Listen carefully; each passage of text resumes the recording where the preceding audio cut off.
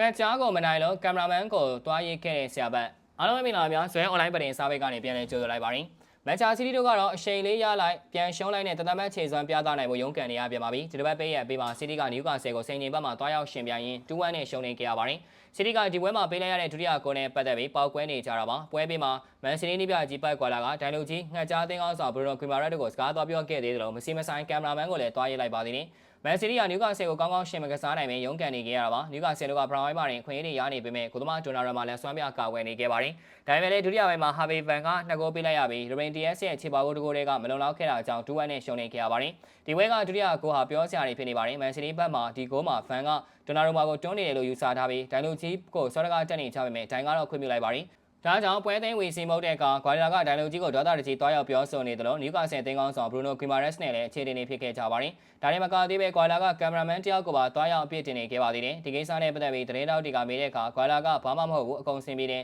ကျွန်တော်ကဘရူနိုဘလောက်ကောင်းလဲဆိုတာချီးကျူးနေရောမှာဒါပေမဲ့ဒီစကားတွေကတီးတန့်ပြောမှရတာမဟုတ်လို့ပါအကုန်ဆင်ပြေပါတယ်လို့ဖြေသွားခဲ့ပါတယ်ဂွာလာရဲ့အသင်းဟာလီပွဲလေးပွဲအထိရှုံးနေထားခဲ့ပြီးအဆင့်3နေရာကိုပြန်လည်ကျဆင်းသွားခဲ့ပါတယ်ဖလားလူပွဲဒီဘာဘူးကလည်းရှုံးနေခဲ့လို့တော်သေးတယ်ဆိုပေမဲ့အာဆင်နယ်နဲ့ချဲလ်ဆီတို့ရဲ့နောက်ကိုအမိလိုက်ဖို့စီးတီးတို့နောက်ထပ်ချင်းမချောင်စ조사ရပါအောင်မယ်ကြည့်ရှုပေးကြတာကျေးဇူးတင်ပါတယ်